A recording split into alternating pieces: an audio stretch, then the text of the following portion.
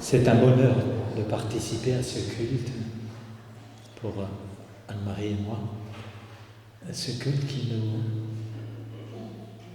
nous a mis dans la position normale du chrétien, en adoration,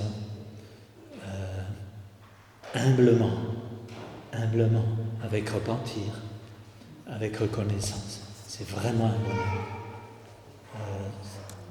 Vraiment, c'est une bénédiction.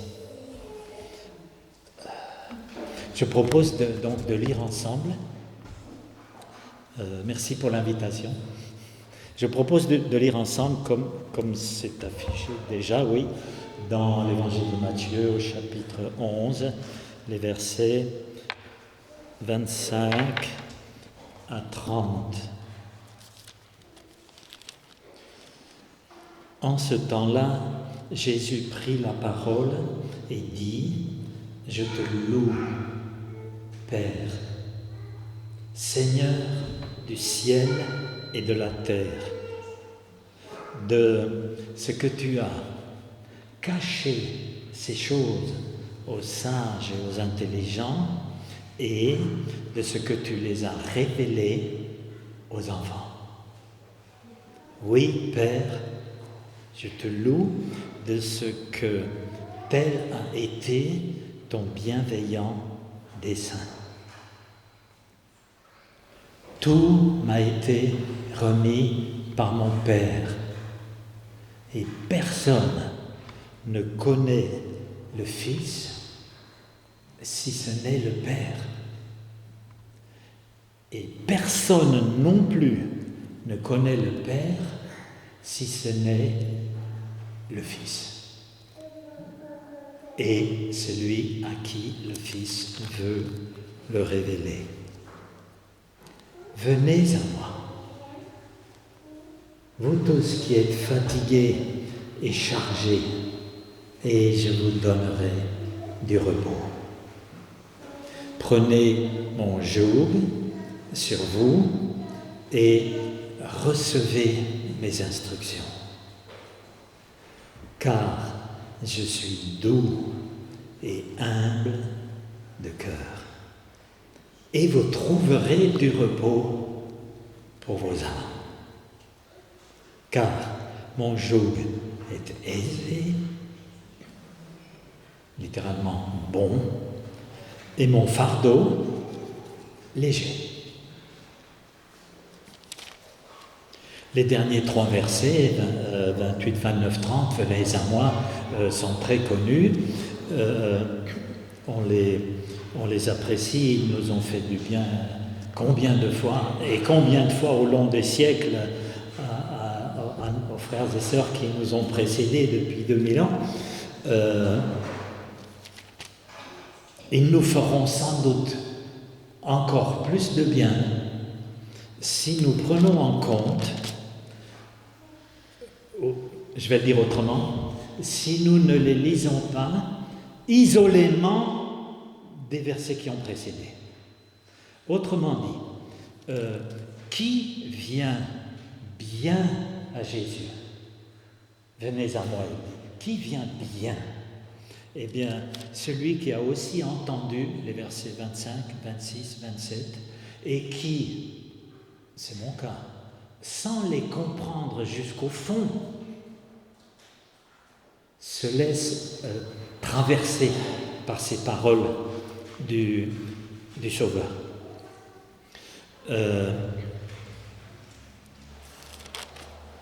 Je dis quelques mots, je finirai par venez à moi et le repos, mais je dis tout de suite quelques mots. Bien entendu, vous tous qui êtes fatigués, il ne s'agit pas de la fatigue d'une journée de travail, que ce soit dans les vignes ou que ce soit au bureau. Il ne s'agit pas le repos n'est pas ici le repos physique. Bien sûr, le repos physique est une bénédiction de Dieu, mais Jésus dit bien, vous trouverez du repos pour vos âmes. Et la fatigue, c'est quoi ici ? C'est littéralement vous qui peinez sous une charge, qui travaillez avec peine. Et qu'est-ce qui fatigue le chrétien ? L'homme intérieur. Qu'est-ce qui le fatigue? Eh bien, c'est quand il est, pas beaucoup on espère, mais plus ou moins dans une position de sage et d'intelligent, qui veut maîtriser, qui veut contrôler, qui veut produire lui-même sa piété, qui veut uniquement par sa sensibilité à lui plaire à Dieu, qui veut... Ça c'est fatigant, plus fatigant encore, celui qui veut donner l'image de ce qu'il n'est pas. Si vous voulez, c'est ça qui fatigue le chrétien. Et quel est le repos du chrétien? Si vous voulez, qui sont les chrétiens qui se reposent? Ceux qui sont, et je pense, disons-le ensemble, Seigneur, je pense dire vrai, c'est mon cas. Ceux qui sont comme les enfants. Alors bien sûr, quand Jésus dit les intelligents, il ne parle pas. Jésus ne reproche pas aux gens qui ont un cerveau qui marche à 100 à l'heure et qui sont ingénieurs et des savants extraordinaires. Le problème, c'est pas cette intelligence-là en soi n'est pas du tout un problème, mais c'est souvent une bénédiction. Le problème, c'est quand, si vous voulez, c'est ce que Salomon écrit. Ne te confie pas sur ton intelligence, ne t'appuie pas sur ta sagesse. Voilà. Donc, Jésus a dit, si vous ne devenez comme les enfants, vous n'entrerez pas dans le royaume des cieux. Alors, verset 25. En ce temps-là, Jésus prit la parole et dit, je te confesse littéralement, Père, je prononce ton nom, je prononce ta grandeur, ta sagesse, Seigneur du ciel et de la terre, de ce que tu as caché cela, ces choses, cela. Alors c'est quoi ces choses? C'est pas très. Le plus simple en général, c'est de voir un peu plus haut dans le texte qu'est-ce qui se passe. Et donc un peu plus haut dans Matthieu, Jésus fait des reproches aux villes qu'il a visitées, où il a fait le plus de miracles et qui ne se sont pas repentis.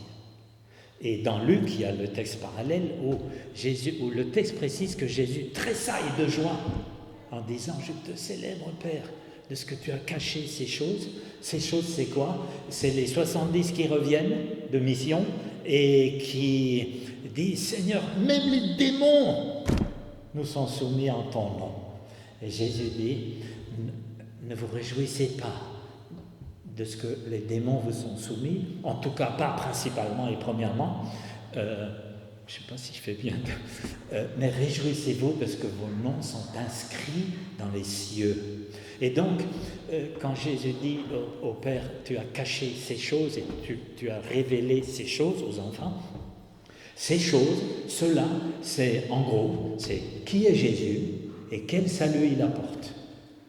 Qui est Jésus et quel salut il apporte.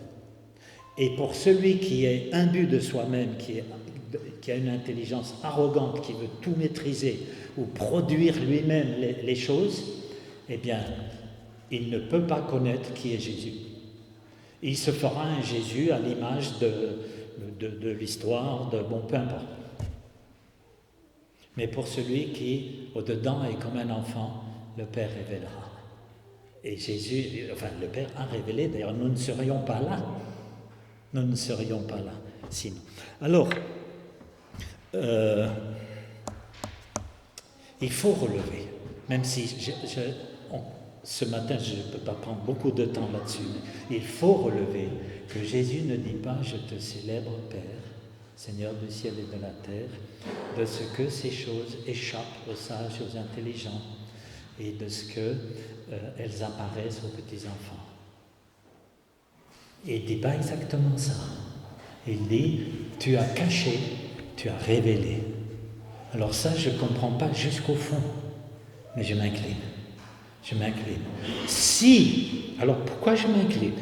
Parce que si, pour notre Seigneur, notre Sauveur, ça, le fait que le Père cache et révèle, c'est un sujet de joie profonde, qu'il en tressaille de joie, comme on lit dans Luc 10, si pour lui c'est un sujet de joie, eh bien, est-ce que moi je vais commencer à dire, mais c'est pas juste, est-ce que c'est vrai que Dieu cache? Et alors, Ok. La souveraineté de Dieu. Comme Dieu fait, c'est bon. Et d'ailleurs, Jésus finit comme ça. Oui, Père, je te confesse, je te loue, je confesse ton nom, de ce que tel a été ton bienveillant dessein, littéralement, de ce que, ainsi, il y a eu bon plaisir devant toi. Et quand vous avez dans la Bible en français le mot dessein, dans le Nouveau Testament, il y a plusieurs, selon le sens, mais au sens fort, le dessein de Dieu, le dessein éternel, en grec, vous avez bon plaisir. Et nous savons qui est le centre du dessein de Dieu. Mais ce n'est pas moi. Qui est le but ultime du dessein de Dieu? Ce n'est pas moi, ce n'est pas ma personne, ce n'est pas ma réussite. C'est son Fils unique. Et donc on arrive au verset 27. Tout m'a été remis par mon Père. Et personne ne connaît le Fils si ce n'est le Père. Personne non plus ne connaît le Père si ce n'est le Fils. La suite, je le lirai un tout petit peu plus tard. Ici, il n'y a pas si longtemps que ça. J'ai 70 ans. Il n'y a pas très longtemps, sans doute moins de 5 ans, que j'ai trouvé un bonheur profond à observer que dans cette phrase, Jésus ne parle pas de nous. Mais pourtant, combien il nous aime, combien il est venu nous racheter et quel grand salut il donne. Mais il ne parle pas de nous. Il ne parle pas ici des disciples. Il ne parle pas des enfants auxquels le Père révèle. Il parle du Père et de lui. Et même si ça ne dit pas grand-chose à mon intelligence, c'est la bénédiction suprême pour mon cœur. Cependant, ça nous dit des choses, ce verset. Que me dit ce verset? Premièrement, cette parole du Seigneur, Jésus, personne, donc déjà tout m'a été remis par mon Père. Là on voit, je suis humble, je suis doux, je suis humble, c'est lui qui me donne tout. Je suis doux, ma joie, mon bonheur, c'est ce que lui fait. Personne ne connaît le Fils si ce n'est le Père. Au minimum, ces mots me disent que le Seigneur Jésus est infiniment plus grand que je ne le pense. Et il ne faut pas que le fait qu'il se soit incarné, homme, et qu'il reste homme, en fait, à la droite du Père, mais il est Dieu.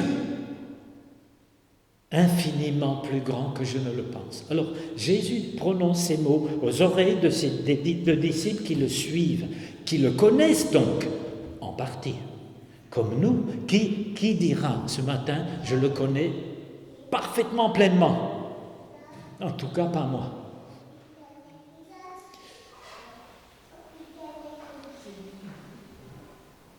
Pardon? Merci infiniment. Paul écrit, après avoir, Galates 4, verset 9, après avoir connu Dieu, virgule, ou plutôt, après avoir été connu de Dieu. Et ça, c'est le bonheur du disciple, être connu de lui. Donc, Jésus dit, personne, c'est impressionnant. 2 fois, personne. Alors, est-ce qu'il a oublié Abraham, dont il dit ou dira, Abraham a tressailli d'allégresse à la pensée de voir mon jour, Jean chapitre 8. Est-ce qu'il oublie Jean-Baptiste, que Dieu a préparé pour reconnaître Jésus? Non. Mais là, 15. Ça, c'est pour pas que j'oublie. Non, bien sûr, notre Seigneur n'oublie pas. Simplement, ici, nous avons l'emploi du verbe connaître le plus élevé de toute la Bible et de toute l'éternité. Pourquoi? Parce que c'est Dieu, le Père, qui connaît. Il connaît qui, ici? Pas ses créatures, pas ses rachetés. Son Fils unique, il connaît Dieu, le Fils. Et l'Esprit Saint, qui est l'Esprit de Dieu et de Jésus en même temps, eh bien sûr, il est là.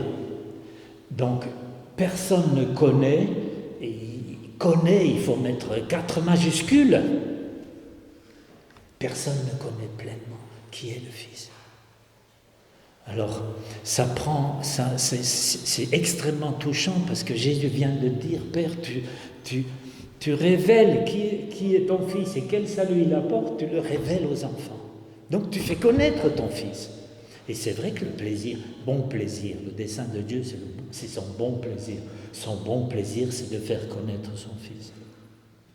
Mais la relation père-fils n'est pas sur le même plan que la relation père-fils et envers les chrétiens. Il nous ouvre son amour, mais c'est sur un autre plan. Pareil, depuis, là, ça fait plus de 5 ans, mais mettons une dizaine d'années que je suis travaillé, ça ne me quitte pas, les paroles, le Père aime le Fils. Jean-Baptiste le dit, Jean 3, 35, le Père aime le Fils et il a tout remis entre ses mains. Jésus le dit, Jean 5, verset 19 ou 20, par là, le Père aime le Fils et lui montre tout ce qu'il fait. Jésus le redit, Jean 10, 17, probablement, le Père m'aime parce que je donne ma vie. Et même quand Jésus dit aux disciples qu'il les aime, quand il nous dit à vous et à moi, quand il nous dit qu'il nous aime, qu'il dit aux disciples qu'il les aime, il dit premièrement que le Père l'aime lui. Comme le Père m'a aimé, je vous ai aussi aimé. Donc il nous réfère à cet amour et ce lien père-fils qui nous dépasse tellement. Mais c'est sous ce lien père-fils, père-fils, qu'il y a le repos. C'est là qu'il y a le repos, parce que là, il y a pleine confiance. Pleine confiance. Alors, personne non plus ne connaît le Père, si ce n'est le Fils. Là, on est un peu moins étonné que personne. Le Père éternel, le Fils encore, il s'est incarné, donc ça aide à connaître. Et puis, il y a la fin du verset, et celui à qui le Fils veut le révéler. Alors, quand Jésus dit juste après, « Venez à moi », ne fait-il pas appel à notre volonté, à notre bonne volonté, à notre humilité, à notre décision de venir, de suivre, qui implique repentir, foi, reconnaissance, persévérance. Oui, il fait appel à notre volonté. Et pourtant, il dit d'abord que personne ne connaît le Père si... Il ne dit pas personne ne connaît le Père sinon ceux qui ont de la bonne volonté et qui viennent à moi. Ce n'est pas exactement ce qu'il dit. Pas du tout en l'occurrence. Même si ailleurs, cette bonne volonté est sollicitée des centaines de fois, des milliers de fois en fait, autant dans l'Ancien Testament que dans le Nouveau. Alors, qu'est-ce qu'il dit d'abord? Il dit celui à qui le Fils veut le révéler. Ça veut dire qu'en amont de ta volonté, de ta bonne volonté vers Dieu, il y a la volonté du Fils. Et étant ici une église réformée, vous avez le privilège de croire à l'élection et à la prédestination, dont la Bible fait grand cas. C'est impressionnant. Ce n'est pas 2 versets juste cachés quelque part. Et ce verset-ci l'implique. Personne ne connaît le Père, sinon celui à qui le Fils veut le révéler. Autrement dit, de nouveau, humblement, je m'incline, et certes en disant « Seigneur, merci de m'avoir donné, comme c'est écrit, que Dieu donne la repentance aux gens. Merci de m'avoir donné de venir repentant et d'avoir donné la foi, de m'avoir donné. Mais premièrement, merci, toi, Seigneur Jésus, d'avoir voulu me révéler le Père. Merci parce que ta volonté est en amont de la mienne, au-dessus de la mienne, et c'est elle qui détermine la mienne. Il crée en nous le vouloir et le faire. Et ce n'est pas ma volonté qui détermine la grâce de Dieu, du moins pas premièrement. Il ne faut pas que notre piété bascule dans une approche où c'est moi, ma foi, ma piété, ma persévérance, ma joie qui déclenche les bénédictions. Ma foi, ma joie, ma piété, mon repentir entrent en ligne de compte, absolument, mais premièrement, c'est Dieu qui détermine. Ta volonté a enclenché, déterminé, suscité la mienne. Alors comment après ça ne pas rester humble? Si ce n'était pas ça, jamais de la vie j'aurais été converti. Alors pour finir donc, venez à moi, et je prends donc les 3 derniers versets, 28, 29, 30, et je relève. Venez à moi, vous tous qui peinez sous le fardeau, et je vous donnerai du repos. Prenez mon joug sur vous et recevez mes instructions, car je suis doux et humble de cœur, et vous trouverez du repos pour vos âmes, l'homme intérieur, âme, esprit. Car mon joug était aisé et bon, littéralement est bon. Mais oui, le dessein de Dieu est bon. Non, le joug du Fils est bon. Et mon fardeau léger. Donc 7 fois, Jésus dit je, mon, moi, je, mon. Voilà. Et bien entendu que là est la clé, le pivot du repos. Alors, un mot. Oui, bon. Un mot sur le mot joug. Le joug, c'est la pièce de bois qui permet d'atteler un animal de trait, soit un, soit 2 à la fois. Et donc, Et le joug attache l'animal, si vous voulez, d'une certaine manière. Oui, et le joug donc, contraint l'animal. Avec tout le reste, les rênes, etc. Et il ne fait pas tout à fait ce qu'il veut. Et Jésus dit, venez, donc il fait appel à des volontaires, mais oui, c'est ça, la bonne volonté, et puis prenez mon joug. Il y a un joug, et le joug attache.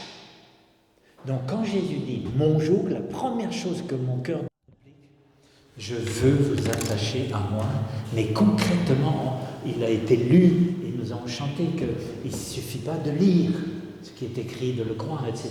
Il faut encore après marcher et mettre en œuvre et le faire. Donc, prenez mon joug et le joug qui m'attache à lui et il m'aide à suivre, à agir comme il veut, dans la ligne qu'il veut. Et puis, recevez mes instructions dans la tradition. Littéralement, apprenez de moi. Apprenez de moi. Et ici, il faut absolument, si vous permettez, il faut absolument penser au mot disciple. Parce que dans la Bible, le mot disciple est un mot de langage courant, pas du langage religieux, il signifie simplement apprenti. Donc ça veut dire, il y a une traduction qui dit « mettez-vous à mon école » et plus précisément « mettez-vous en apprentissage ». Et nous savons tous qu'apprendre de Jésus, ça implique de désapprendre certaines choses que soit l'humain, soit le diable ont suscité. Et vous trouverez, donc, j'ai parlé d'une certaine contrainte, mais je suis doux et humble de cœur. Car mon joug est bon. Et oui, Seigneur, puisqu'il m'amène dans le dessein de Dieu et jusque dans les cieux, et où nos noms sont inscrits, et mon fardeau léger. Et donc je vais conclure sur cette antinomie, par définition un fardeau, c'est un poids. Et Jésus dit, mon fardeau est léger. Bon, ben l'explication, il n'y a pas mystère, parce que c'est parce qu'il dit mon. De quelques fardeaux qu'on parle, il n'est pas léger. Mais si Jésus dit mon, parce qu'il est Dieu, il est le Fils de Dieu, il est le Sauveur, il est le bon berger. Amen. Amen. Merci Seigneur. Merci Seigneur.